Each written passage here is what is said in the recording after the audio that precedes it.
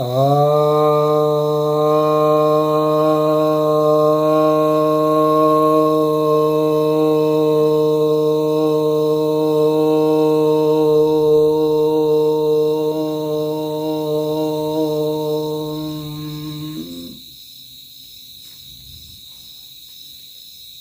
भक्तों को सप्रेम नमन। भक्तों,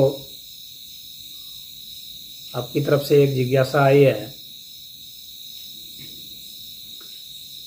कि क्या राम और कृष्ण आदमी थे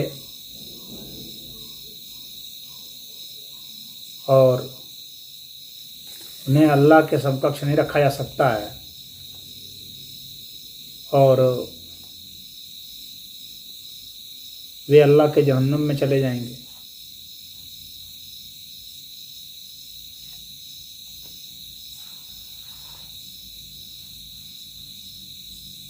बड़ी अजीबोगरीब तर्क सब रखते हैं मुस्लिम सब।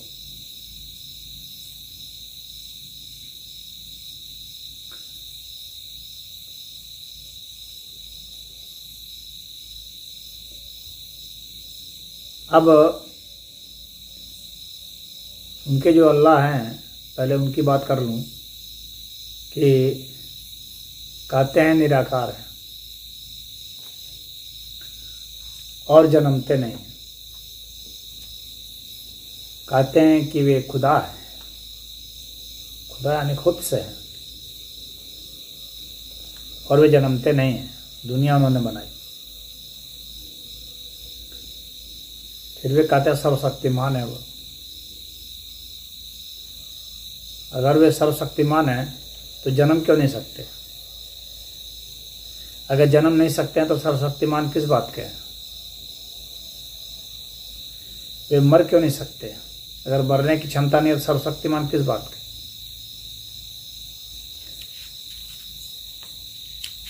और जब वे निराकार हैं तो पता कैसे चला कि वे निराकार है? मोहम्मद उनसे बात कर रहे हैं तो मुंह उनका सिद्ध हो जाता है।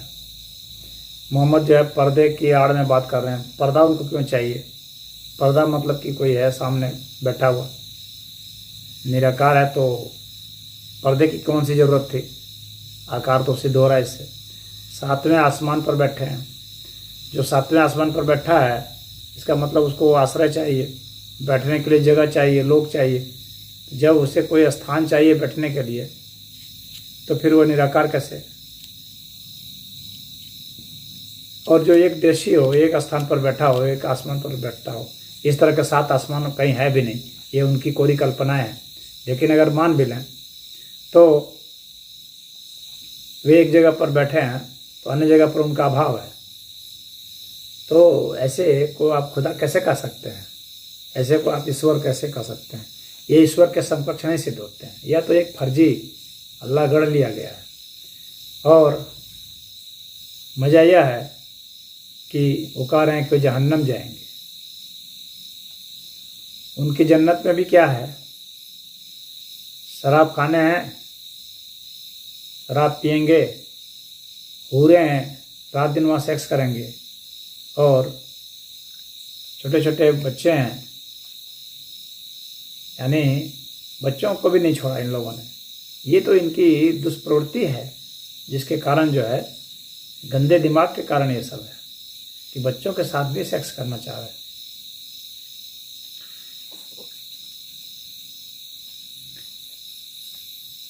अब बात आती है रामकृष्ण की। राम और कृष्ण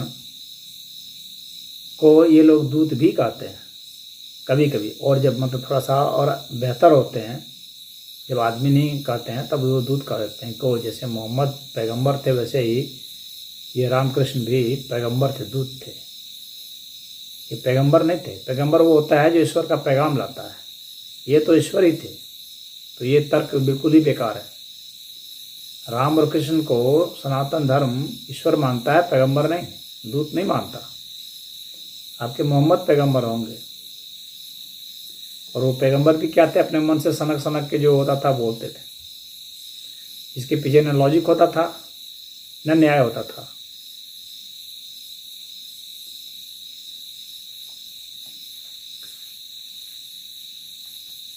अब रामकृष्ण जो हैं, कृष्ण की गीता के सामने में कुरान टिकेगा क्या? कृष्ण के जो ज्ञान हैं उसके सामने मोहम्मद का ज्ञान टिकेगा क्या? गीता की सारी बातें युगों से ही अक्षरशः सिद्ध होती हैं। और वह यह गीता यह नहीं कहती कि हमारे पर बहस मत करो, कि हमारे पर मत बोलो, कि बोलोगे तो जान से मार देंगे। सभी के लिए फ्री है, वे खुल के बात करें, गीता पर पूरी बहस करें, लेकिन गीता को गलत सिद्ध नहीं कर सकते। और कुरान पर बोलेंगे तो मौलवियों को, मौलानाओं को आग लग जाती है, वे भाग जाते हैं। नहीं तो आप एक्स मुस्लिम के जरिए जो बहस होता है, उनका जो डिबेट होता है, यूट्यूब पर बहुत सारे वीडियो हैं और टीवी चैनल पर भी उनके डिबेट आते हैं। आप देखिए उनकी क्या दुर्गत होती है। आए बाएं टाएं बोल करके किसी तरह से गाली गलौज पर उतर जाते हैं, भाग जाते हैं। ये गाली गलौज पर क्यों उतरते हैं? क्योंकि उनके पास तर्क नहीं है। तर्क होते तो गाली गलौज पर नहीं उतरते, बातचीत रखते, बातचीत से तय करते। तो राम और कृष्ण जो हैं ये अवतार हैं। ईश्वर अवतार भी ले सकता है, ईश्वर में यह क्षमता है। अगर ये क्षमता नहीं होगी तो उसे ईश्वर कहेंगे ही क्यों? ईश्वर उसी को कहेंगे जिसमें सब क्षमताएं हों, जो कुछ भी हो सकता हो। वो जो मनुष्य के रूप में भी आ सकता हो, मच्छर के रूप में भी आ सकता हो, किसी रूप में भी आ सकता हो। एक बात। दूसरी बात, जितने भी चीजें हैं, सनातन धर्म यह मानता है कि सब चीज जो है वह ईश्वरीय ही है। ईश्वर ने बनाया नहीं है, बल्कि वो ईश्वर ही है। इस अंतर को मुस्लिम नहीं समझ पाते हैं कि ये कितना बड़ा अंतर है। सनातन धर्म यह मानता है कि यह अस्तित्व अनंत है, और सनातन धर्म के जो ईश्वर हैं वो संख्या में सीमित नहीं है। और ये जो 33 करोड़ के देवी देवता की बात जो बोलते हैं कि 33 करोड़ इनके देवी देवता हैं, तो देवी देवता हैं, लेकिन जो परब्रह्म परमेश्वर की बात होती है वह अलग है। वो देवी देवता से ऊपर की चीज है। देवी देवता प्रकृति की सबसे सूक्ष्म अवस्थाएं हैं, जहां देवी देवता कहते हैं ऊर्जा के स्रोत को, जहां से ऊर्जा प्रस्फुटित होती है, ऊर्जा का अधिष्ठान है। देवी देवता जो है वो ऊर्जा के केंद्र में से आते हैं, लेकिन परमात्मा परब्रह्म परमेश्वर वो ऊपर है इन सब से। समस्त अस्तित्व जो है, जो अनंत अस्तित्व है, उसको कहते हैं। और वह जो अस्तित्व है वह अनंत होने के कारण वो सर्वशक्तिमान है, उसका कोई विकल्प नहीं है। और वह एक नहीं है, एक मेव है। एक अगर होगा तो सिर्फ संख्या में सीमित हो जाएगा एक, और एक मेव का अर्थ हो गया केवल, ऑनलीनेस, वननेस। वन और वननेस में डिफरेंस है, इसको समझना होगा। तो जो एक में अवस्था है वह यह बतलाती है, एक में अवस्था, कि सिवाय ईश्वर के कुछ नहीं। अर्थात जो कुछ भी हम देखते हैं वो सब ईश्वर ही है। ईश्वर की अभिव्यक्तियां हैं भिन्न भिन्न स्तर पर। तो वही ईश्वर की अभिव्यक्तियां जब विशेष हो जाती हैं तब उन्हें अवतार कहते हैं, जिसमें विशेष प्रकाश हो, इतने कि उसके अन्य स्वरूपों को, अन्य रूपों को भी वे प्रभावित कर दें, वे मोड़ दें, उनको दिशा दे दें बेहतर के लिए। कहाँ सनातन धर्म का आदर्श स्थिति क्या है, कहाँ सनातन धर्म ले जाना चाहता है, लक्ष्य कहाँ है, और इस्लाम का लक्ष्य कहाँ है? इस्लाम जहन्नम में ले जाएगा या उसकी आदर्श स्थिति जन्नत की है? जो नहीं मानेगा वो जहन्नम में जाएगा, अर्थात नरक में जाएगा। उनका जो नरक है जहां आग जल रही है। और जो उनका जन्नत है वहाँ पर शराब की नदियाँ बह रही हैं, नहरें बह रही हैं, और वहाँ पर हुरें हैं। 100 से भी ज़्यादा फीट की हैं, कुछ तो 160 फीट, कुछ 132 फीट, इस तरह से बताते हैं सब। और उनके साथ जो है रात दिन लगे रहेंगे आप, रात दिन सेक्स करना। वो सेक्स को ही बहुत महान चीज़ मानते हैं मुस्लिम, इसीलिए उन्होंने अपनी जो कल्पना की है तो उनके जो स्वर्ग हैं उसमें भी जो सेक्स की बात है। लेकिन सनातन धर्म के लिए स्वर्ग और नरक जो है कोई ऊंची अवस्था नहीं है, मध्य अवस्था है। पुण्यात्मा लोग स्वर्ग जाते हैं, उसके बाद पुनः जो है अपने कर्मानुसार वापस आते हैं। स्वर्ग का अर्थात होता है स्वयं के भीतर जाना। अलग लोग कहीं और इस तरह नहीं है, उसको ही अलग लोग कहा गया, स्वयं के भीतर जाने को। और आदर्श स्थिति तो सनातन धर्म ने बताई है मोक्ष की, निर्वाण की, मुक्ति की। इस्लाम में मुक्ति का कोई कॉन्सेप्ट ही नहीं है, मुक्ति की बात ही वे नहीं करते हैं, एकत्व की बात ही नहीं है। अल्लाह के साथ बंदा कभी एक नहीं हो सकता, जबकि सनातन धर्म में है ऐसा। अब रामकृष्ण की बात करते हैं तो रामकृष्ण को अवतार कहा गया है, ईश्वर के अवतार हैं। और ईश्वर के अवतार हैं मतलब ईश्वर का इनमें बहुत ज़्यादा अंश था। इसके कारण ही वे एक बहुत उच्च स्तर के कार्य यहाँ पर कर पाए और करके चले गए, सबको दिशा दे करके। और जो उन्होंने सीख दी वो सभी मानवों के लिए है और बिना पक्षपात के है। प्रतिभा का भी न्याय किया, सबके साथ न्याय किया, और उसके बाद आपका अंतिम लक्ष्य क्या है वहाँ ले गए।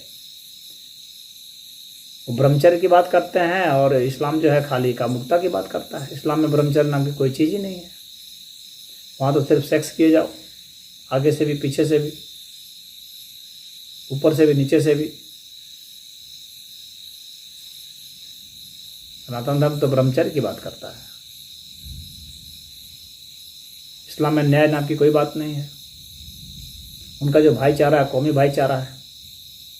सनातन धर्म का जो भाईचारा है सार्वभौमिक भाईचारा है। सर्वे भवन्तु सुखिनः कहा गया है। इस्लाम में सर्वे नाम का कहीं शब्द आपको नहीं मिलेगा, सिर्फ इस्लाम के लिए।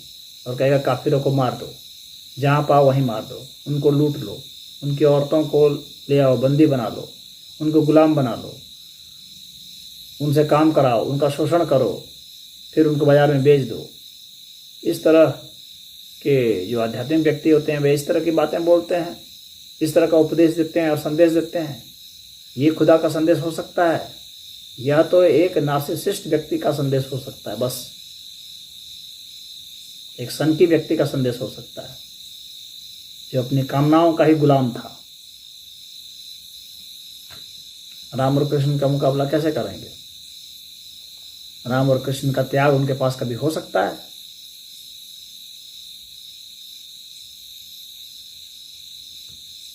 राम और कृष्ण का न्याय कभी उनके पास हो सकता है? यहाँ पर दया की, प्रेम की, करुणा की, अहिंसा की, इन सब की बात की। या ठीक है, इन लोगों ने भी युद्ध किया, लेकिन किसके लिए किया? जो दुष्ट लोग थे उनके खिलाफ किया। मोहम्मद ने किसको किया? मोहम्मद ने मारा, निरीह बच्चों को मारा, औरतों को मारा, मरवाया,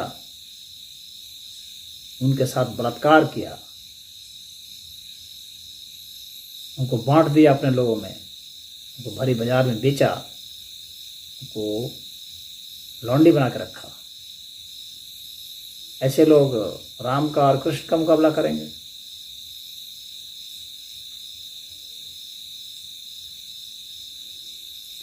तो ये मौलवियों की बस खुराफात है और वे उनकी अज्ञानता भी हो सकती है, नहीं जानते होंगे, अध्ययन भी नहीं करते हैं। उनको तो बस अपने कुरान से फुर्सत में उसी को सर्वोपरि मानते हैं, जबकि वह किताब अन्य लोगों के लिए बिल्कुल गंध है। उसमें से कोई ऐसी एक भी चीज़ नहीं है जो सीखने योग्य है, जिससे किसी अन्य का भला हो सकता हो। सिवाय लालच के, सिवाय घृणा के, सिवाय मारपीट के उसमें है ही क्या?